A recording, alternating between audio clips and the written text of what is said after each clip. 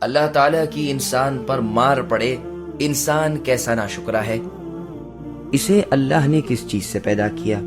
ایک نطفے سے پیدا کیا ہے، پھر اس کی تقدیر مقرر کی، پھر اس کے لیے راستہ آسان کر دیا، پھر اسے موت دی اور پھر قبر میں دفن کیا، پھر جب چاہیں گے اسے زندہ کر دیں گے۔ ہرگز نہیں، اس نے اب تک اللہ کے حکم کی بجا آوری نہیں کی۔ انسان کو چاہیے کہ اپنے کھانے کی طرف دیکھ لے کہ ہم نے بارش برسائی، پھر زمین کو شق کیا یعنی پھاڑا، پھر اس میں سے اناج اگائے اور انگور اور ترکاری اور زیتون اور کھجور اور گنجان باغات اور میوہ اور گھاس چارہ بھی اگایا، تمہارے استعمال و فائدے کے لیے اور تمہارے چوپایوں کے فائدے و استعمال کے لیے۔ سامعین، اب آیتوں کی تفسیر سماعت کیجیے۔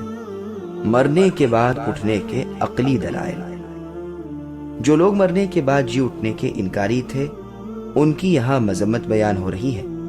ابن عباس رضی اللہ عنہما فرماتے ہیں، یعنی انسان پر لعنت ہو، یہ کتنا بڑا ناشکر گزار ہے۔ اور یہ بھی معنی کیے گئے ہیں کہ عموماً کل انسان جھٹلانے والے ہیں، بلا دلیل محض اپنے خیال سے ایک چیز کو ناممکن جان کر باوجود علمی سرمایے کی کمی کے جھٹ سے اللہ کی باتوں کی تکذیب یعنی ان کا انکار کر دیتے ہیں۔ اور یہ بھی کہا گیا ہے کہ اسے اس جھٹلانے پر کون سی چیز آمدہ کرتی ہے۔ اس کے بعد اس کی اصلیت جتلائی جاتی ہے کہ وہ خیال کرے کہ کس قدر حقیر اور ذلیل چیز سے اللہ نے اسے بنایا ہے۔ کیا وہ اسے دوبارہ پیدا کرنے پر قدرت نہیں رکھتے ہیں؟ کیوں نہیں، وہ ضرور ایسا کرنے پر قادر ہیں۔ اللہ نے انسان کو نطفے سے پیدا کیا، پھر اس کی تقدیر مقدر کی، یعنی عمر، روزی، عمل اور نیک و بد ہونا، پھر اس کے لیے ماں کے پیٹ سے نکلنے کا راستہ آسان کر دیا۔ اور یہ بھی معنی ہے کہ ہم نے اپنے دین کا راستہ آسان کر دیا، یعنی واضح اور ظاہر کر دیا، جیسے اور جگہ ہے اِنَّا هَدَيْنَاهُ السَّبِيلَ إِمَّا شَاكِرًا وَإِمَّا كَفُورًا، یعنی ہم نے اسے یعنی انسان کے لیے راہ دکھائی، پھر یا تو وہ شکر گزار بنے یا ناشکرا۔ حسن اور ابن زید اسی قول کو راجح بتلاتے ہیں، واللہ اعلم۔ انسان کی پیدائش کے بعد پھر اسے موت دی اور پھر قبر میں لے گئے۔ عرب کا محاورہ ہے کہ وہ جب کسی کو دفن کریں تو کہتے ہیں قبرت الرجل، اور کہتے ہیں اقبرہ اللہ۔ اسی طرح کے اور بھی محاورے ہیں۔ مطلب یہ ہے کہ اب اللہ نے اسے قبر والا بنا دیا، پھر جب اللہ چاہیں گے اسے دوبارہ زندہ کر دیں گے۔ اسی زندگی کو بعث بھی کہتے ہیں اور نشور بھی، جیسے اور جگہ ہے وَمِنْ آيَاتِهِ أَنْ خَلَقَكُم مِّن تُرَابٍ ثُمَّ إِذَا أَنْتُمْ بَشَرٌ تَنْتَشِرُونَ، یعنی اللہ کی نشانیوں میں سے ایک یہ بھی ہے کہ اللہ نے تمہیں مٹی سے پیدا کیا، پھر تم انسان بن کر اٹھ بیٹھے۔ اور جگہ ہے كَيْفَ نُنْشِزُهَا إِلَى آخِرِ الْآيَةِ، یعنی ہڈیوں کو دیکھو کہ ہم کس طرح انہیں اٹھاتے بٹھاتے ہیں، پھر کس طرح انہیں گوشت چڑھاتے ہیں۔ ابن ابی حاتم کی حدیث میں ہے کہ رسول اللہ صلی اللہ علیہ وسلم فرماتے ہیں کہ انسان کے تمام اعضاء یعنی اس کے جسم کے حصے وغیرہ کو مٹی کھا جاتی ہے، مگر ریڑھ کی ہڈی کو۔ لوگوں نے کہا وہ کیا ہے؟ آپ نے فرمایا ایک رائی کے دانے کے برابر ہے، اسی سے پھر تمہاری پیدائش ہوگی۔ یہ حدیث بغیر سوال جواب کی زیادتی کے بخاری و مسلم میں بھی ہے کہ ابن آدم سڑ گل جاتا ہے، مگر ریڑھ کی ہڈی کے اسی سے پیدا کیا گیا ہے اور اسی سے پھر ترکیب دیا جائے گا۔ پھر اللہ تبارک و تعالی فرماتے ہیں کہ جس طرح یہ ناشکرا اور بے قدر انسان کہتا ہے کہ اس نے اپنی جان و مال میں اللہ کا جو حق تھا وہ ادا کر دیا، لیکن ایسا ہرگز نہیں ہے، بلکہ ابھی تو اس نے فرائض الہی سے بھی سب کو دوشی حاصل نہیں کی۔ مجاہد رحمۃ اللہ علیہ کا فرمان ہے کہ کسی شخص سے اللہ تعالیٰ کے فرائض کی پوری ادائیگی نہیں ہو سکتی۔ حسن بصری رحمۃ اللہ علیہ سے بھی ایسے ہی معنی مروی ہیں۔ متقدمین میں سے میں نے تو اس کے سوا کوئی اور کلام نہیں پایا۔ ہاں، مجھے اس کے معنی معلوم ہوتے ہیں کہ فرمان باری تعالیٰ کا یہ مطلب ہے کہ پھر جب اللہ چاہیں گے دوبارہ پیدا کر دیں گے۔ اب تک اللہ کے فیصلے کے مطابق وقت نہیں آیا، یعنی ابھی بھی اللہ ایسا نہیں کریں گے یہاں تک کہ مدت مقررہ ختم ہو اور بنی آدم کی تقدیر پوری ہو۔ ان کی قسمت میں اس دنیا میں آنا اور یہاں بھلا برا کرنا وغیرہ جو مقدر ہو چکے ہیں وہ سب اللہ تعالیٰ کے اندازے کے مطابق پورا ہو چکے۔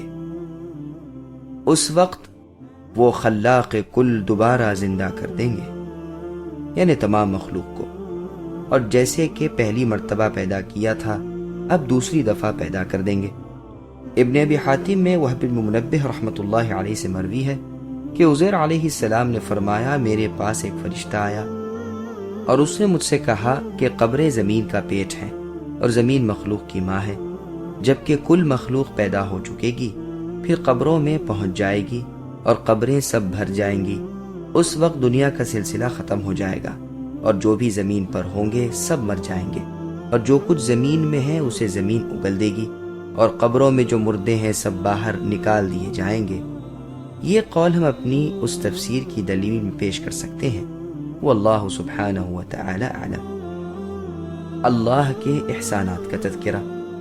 پھر ارشاد ہوتا ہے کہ میرے اس احسان کو دیکھیں کہ میں نے انہیں کھانا دیا، اس میں بھی دلیل ہے موت کے بعد جی اٹھنے کی، کہ جس طرح خشک غیر آباد زمین سے ہم نے تر و تازہ درخت اگائے اور ان سے اناج وغیرہ پیدا کر کے تمہارے لیے کھانا مہیا کیا، اسی طرح گلی سڑی کھوکھلی اور چونا ہو گئی ہوئی ہڈیوں کو بھی ہم ایک روز زندہ کر دیں گے اور انہیں گوشت پوست پہنا کر دوبارہ تمہیں زندہ کر دیں گے۔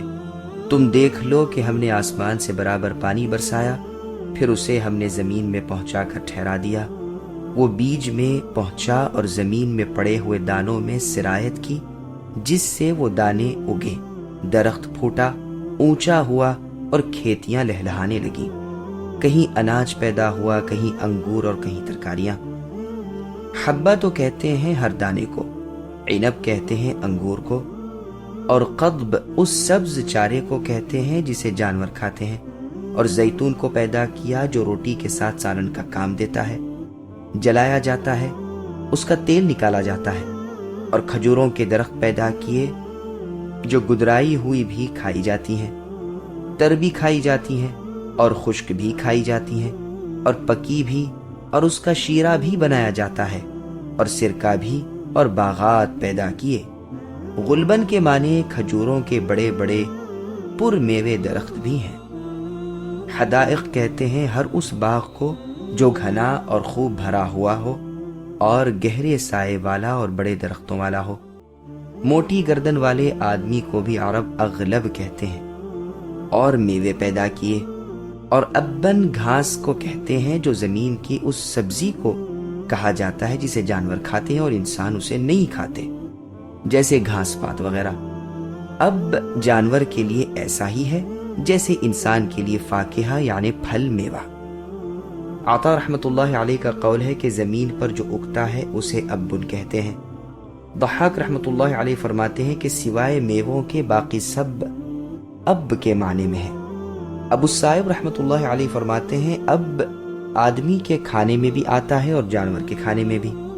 ابو بکر صدیق رضی اللہ عنہ سے اس کی بابت سوال ہوتا ہے تو فرماتے ہیں کون سا آسمان مجھے اپنے تلے سائے دے گا اور کون سی زمین مجھے اپنی پیٹھ پر اٹھائے گی اگر میں اللہ کی کتاب میں وہ کہوں جس کا مجھے علم نہ ہو، لیکن یہ اثر منقطع ہے۔ ابراہیم تیمی رحمۃ اللہ علیہ نے صدیق اکبر رضی اللہ عنہ کو نہیں پایا، ہاں البتہ صحیح سند سے ابن جریر رحمۃ اللہ علیہ نے عمر فاروق رضی اللہ عنہ سے مروی ہے کہ آپ نے منبر پر سورہ عبس پڑھی اور یہاں تک پہنچ کر کہا کہ فاکہۃن یعنی میوہ کو تو ہم جانتے ہیں، لیکن یہ ابن کیا چیز ہے؟ پھر خود ہی فرمایا عمر اس تکلیف کو چھوڑ۔ اس سے مراد یہ ہے کہ اس کی شکل و صورت اور اس کی تعیین معلوم نہیں، ورنہ اتنا تو صرف آیت کے پڑھنے سے ہی صاف طور پر معلوم ہو رہا ہے کہ یہ زمین سے اگنے والی ایک چیز ہے، کیونکہ پہلے یہ لفظ موجود ہے فَأَنبَتْنَا فِيهَا۔ پھر فرماتے ہیں یہ تمہاری زندگی کے قائم رکھنے اور تمہیں فائدہ پہنچانے کے لیے اور تمہارے جانوروں کے لیے ہے کہ قیامت تک یہ سلسلہ جاری رہے گا اور تم اس سے فیضیاب ہوتے رہو گے۔